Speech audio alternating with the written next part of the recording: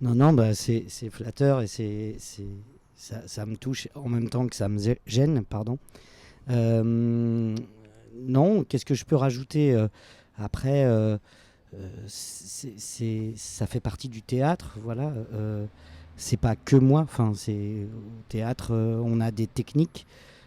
Voilà, je pense que si tu travaillais avec d'autres professeurs, d'autres metteurs en scène, tu retrouverais un certain nombre de choses et tu te dirais ah c'est pas que lui en fait, c'est aussi voilà, il y a des techniques et puis après il y a la sensibilité du metteur en scène ou du prof qui varie. Tu as des profs qui vont être froids ou rentre dedans ou d'autres qui vont être plus doux, d'autres mais voilà, après ça se joue sur l'envie de réussite de l'autre, voilà.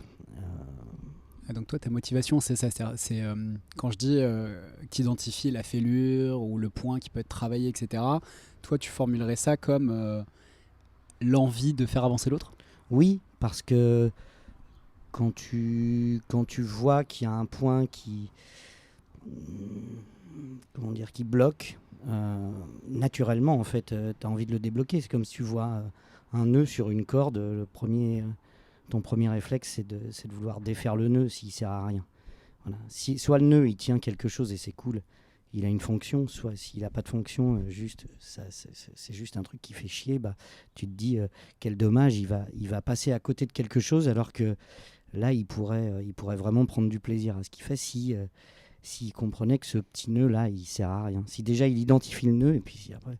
Mais, euh, mais encore une fois, c'est pas moi, c'est vraiment le théâtre qui permet ça. Et à force de voir des élèves ou de voir des comédiens, et moi-même de pratiquer, bah, tu le vois tout de suite. C'est comme un chef qui voit un plat, il va pouvoir analyser tout de suite. Mm. C'est l'habitude. C'est Ou un kiné qui voit un truc qui fonctionne pas, une fonction motrice ou autre qui fonctionne pas et qui va corriger, va essayer de corriger. Oui, voilà. Ok, ça me fait une super, super transition puisque tu refuses un peu de t'attribuer cette qualité. Tu parles jamais de toi. C'est-à-dire, on a passé un an ensemble. C'est très très rare que tu parles de toi. Je sais pas grand chose de toi. Je sais pas si les autres savent des choses de toi. C'est peut-être pas moi qui sais pas poser les questions. Je sais pas. Non, tu les poses bien. Est-ce que ça te dérange, ça te gêne qu'on parle de toi? Euh, bah, ça dépend du contexte. Non, enfin, il y a des gens à qui je parle beaucoup de moi. Ouais. Mon meilleur ami, par exemple, qui s'appelle Ludovic, je parle beaucoup de moi. Non, non, j'ai pas. C'est juste que j'aime pas trop les profs qui parlent que d'eux ou qui parlent beaucoup trop d'eux. C'est pas le sujet. On n'est pas le sujet, nous. Mhm. C'est pas. C'est l'élève le sujet, c'est le comédien le sujet, c'est la pièce le sujet. Je trouve que euh,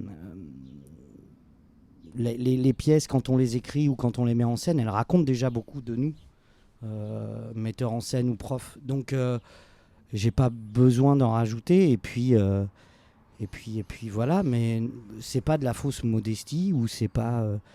Après, je suis pudique, ça c'est sûr. Mais je trouve que c'est pas le sujet. Et puis après, il y a des gens qui me reprochent peut-être de. Alors, non pas de parler de moi, mais de montrer beaucoup de mes failles quand j'enseigne. Euh, on m'a souvent fait ce reproche en disant mais tu souffres parce que tu montres, tu te protèges pas beaucoup, voilà. Donc je sais pas, est-ce que c'est une façon de me protéger que de peu parler de moi, mais je sais pas. Est-ce que c'est pas un décalage aussi? Parce que le jeu, par essence, c'est un décalage. C'est-à-dire, tu utilises ton personnage pour aller chercher des choses de toi, tu utilises le jeu pour aller chercher des choses de toi, comme dans toutes les matières un peu. Et est-ce que du coup, il n'y a pas une habitude qui se forme aussi de justement parler par. J'avais noté ça dans mes notes. Tu parles, je trouve, parfois par énigme Ah bah, ou par. Non, mais tu vois, tu lâches des informations par-ci, par-là, mais sans raconter. C'est un peu énigmatique, c'est rigolo. Enfin, il ah y a un bon. côté personnage aussi. Ouais, mais ça fait partie un peu du jeu, ouais, peut-être. Ouais. Non, je sais pas. Si je parle par énigme, en tout cas, je cherche pas à être énigmatique, mystérieux ou charismatique ou quoi que ce soit. Je m'en fous complètement de ces trucs-là. Je suis pas très comédien en ce sens-là. Mais, mais non, mais Pose-moi toutes les Ok. questions que tu veux savoir. Je te non, mais répondrai du coup, honnêtement, des questions sans vraiment énigme. très, très, très bêtes. Je vais commencer par des choses très bêtes. Je sais même pas où tu as grandi. J'ai grandi à Lyon. C'est pour ça l'Olympique Oui. Lyonnais. Mais oui, je suis né à Ça Lyon. s'explique. Ouais. Et voilà, je suis né. Mes parents n'étaient pas riches du tout, mais je suis né dans le quartier le plus riche de Lyon, en face du parc de la Tête d'Or, voilà, dans une J'adore. clinique.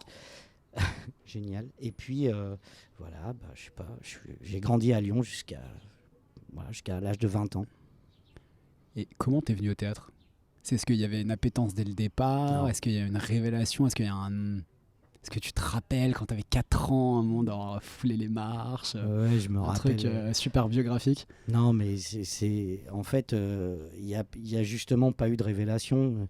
J'étais pas du tout le gars à qui on demandait de faire des spectacles quand j'étais petit pour faire rire la famille. Au contraire, mes parents étaient assez désespérés parce que je travaillais mal à l'école, qu'on m'a fait redoubler mon CP. Qu'en CE1, on a voulu me mettre dans une classe spécialisée pour les enfants qui allaient pas bien. Mais parce que t'étais hyper actif? Non, parce que j'étais hyper timide. Ah, t'étais hyper timide. Ah, t'es un hyper timide. Et j'avais une tendance à m'endormir en plus et à rêvasser tout le temps. Et à l'époque, dans les années 80, on faisait pas très attention à ça.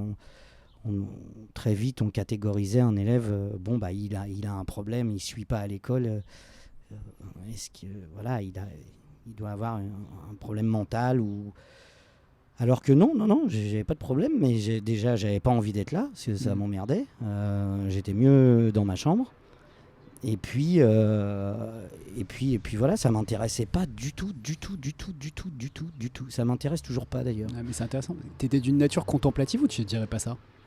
Non, j'étais contemplatif, je sais pas. En tout cas, j'étais dans mon petit monde. Je suis toujours un peu comme ça. Ouais, et puis alors c'est d'autant plus fort, j'imagine, que quand tu es dans ton petit monde et que tu as envie de jouer, parce que quand même ta plus grande qualité c'est d'être capable de jouer, j'ai l'impression, j'imagine.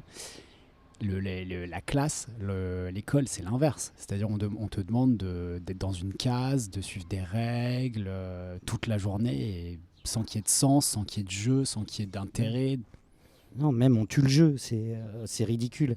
C'est ridicule de prendre des enfants et de les asseoir derrière un bureau toute la journée dès la maternelle. On les habitue à bien se comporter comme des Voilà. numéros, quoi. Mais aujourd'hui, il y a d'autres choses qui se passent. Je sais que voilà, j'ai vu ça avec ma fille, mais j'ai pas fait au final. Mais il y a des trucs genre Montessori et tout ça qui commencent à arriver. On commence à comprendre que c'est vraiment de la connerie, tout ça. Et puis pour apprendre des notions qui sont pas très intéressantes. Et puis surtout qu'on n'apprend pas aux gens à réfléchir. Moi, j'ai grandi avec Robin Williams dans le Cercle des Poètes Disparus. Et voilà, il y a beaucoup de gens qui ont cette référence, blabla, mais n'empêche que on en est toujours là, je trouve. On n'apprend pas aux gens à réfléchir et c'est dangereux. Ouais, c'est intéressant ce que tu dis parce que effectivement, je pense que ce qui t'aurait convenu, c'est Montessori. Le fils d'Amy est effectivement à Montessori. On peut peut-être expliquer pour les gens peut-être qui connaissent pas. Les élèves en fait choisissent leur sujet. Donc il a 5 ans et demi, il choisit ses sujets. Il doit travailler seul à faire des recherches à 5 ans et demi sur le sujet. Et ensuite, il le présente seul devant la classe, à la prof et aux élèves. Et donc en fait, chaque élève choisit je crois que ça va jusqu'au collège ou au lycée. Après, c'est un petit peu plus rare, les écoles Montessori. Mais jusqu'à 11, 12, 13 ans, ils choisissent ce qui les intéresse, ils le travaillent à fond et ils le présentent aux autres. Donc ils sont capables de développer ce en quoi ils s'intéressent, de structurer une pensée seul, et puis en plus de prendre la parole en public. C'est-à-dire 3 choses qui en général sont des qualités qui te servent dans la vie et que très peu de gens ont. Bah oui, c'est ça. C'est-à-dire que voilà, on apprend à se démerder un peu et à s'intéresser et à être curieux. Moi, je suis effrayé par le manque de curiosité des gens, par exemple. Voilà, je suis peut-être pas plus curieux qu'eux, d'ailleurs. Je fais le malin parce que je fais du théâtre, mais on n'est pas suffisamment éveillé voilà, en dehors de ce qui nous intéresse, notre nombril ou je sais pas quoi. C'est la peur, je pense. La peur, ils ont peur d'affronter ce qu'ils connaissent pas, peur de pas savoir quoi dire, peur du silence, peur d'entendre le bruit aussi à l'intérieur, Ouais. quand il y a du silence. Bah oui, mais je me demande de quoi on n'a pas peur en ce moment. Et je le vois dans les cours, et ça fait qu'augmenter depuis. Ça fait 15 ans que je donne des cours, et ça fait 15 ans que la peur augmente. Alors, est-ce que le danger est plus grand ? Je pense pas. Mais c'est tout ce qui nous entoure, où on nous fait peur tout le temps, quoi.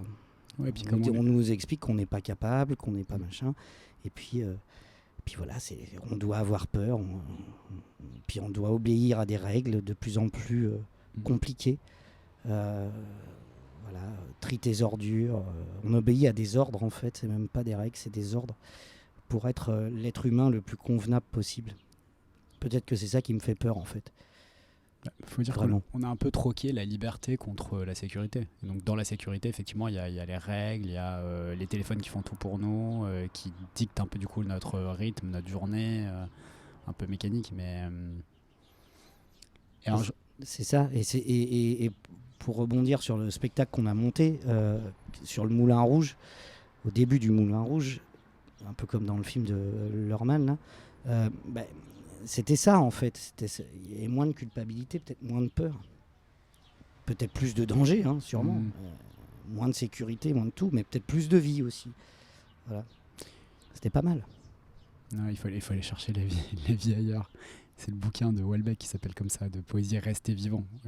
Quels sont les espaces qui nous restent à explorer pour être vivants aujourd'hui ?